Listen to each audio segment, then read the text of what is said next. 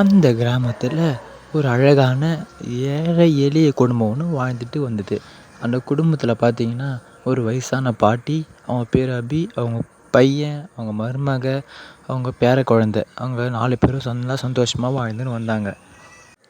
ஒரு நாள் அவங்க மருமக காட்டுக்கு விறகு போக செல்லும் பொழுது ஒரு மரவெட்டியை பார்த்தாங்க. அவங்ககிட்ட போய் மரத்தை வெட்டாதீங்க, அது தப்பு. நீங்கள் இனிமாரி வெட்டினீங்கன்னா நாங்கள் ஊர் தலைவர்கிட்ட சொல்லுவோம்னு சொல்லும்பொழுது, ஆஹா ஹா ஹா ஹா ஹா, அதுக்கு அந்த மங்குல் சொல்கிறாரு, நீங்கள் உன்னை விட்டாதானே நீங்கள் வந்து வெட்டுவ சொல்லிட்டு அவங்கள அதே இடத்துல கொன்னுடுறாரு. பரிதாபமா அவங்க அதே இடத்துல உயிர் இழக்கிறாங்க.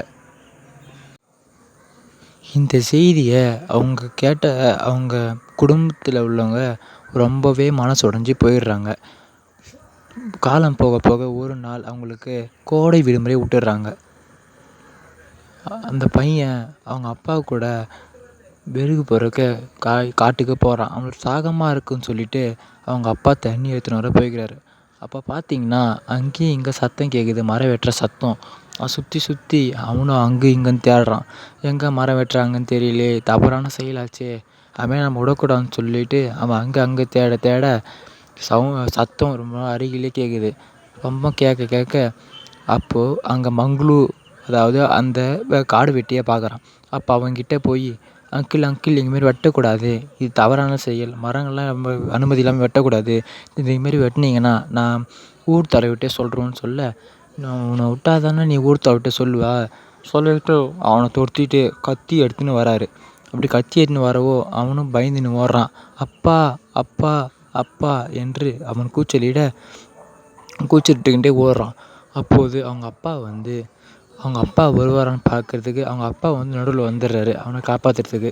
அவன் காப்பாற்றுறதுக்கு வர அவன் சந்தோஷப்பட்டு ஒரே கல்லில் 2 மாங்காய் சொல்லிட்டு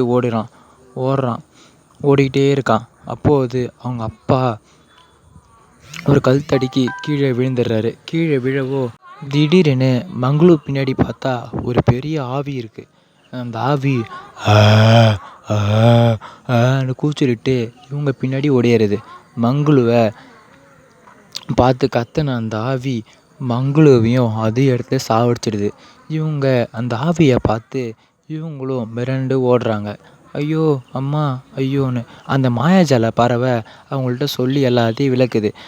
நம்ம அம்மா தானா இது தெரிஞ்சுக்கிட்டு அவங்களுடைய குடும்பத்தில் அந்த அம்மாவை சேர்ந்து சந்தோஷமாக வாழ்கிறாங்க. தேங்க்யூ.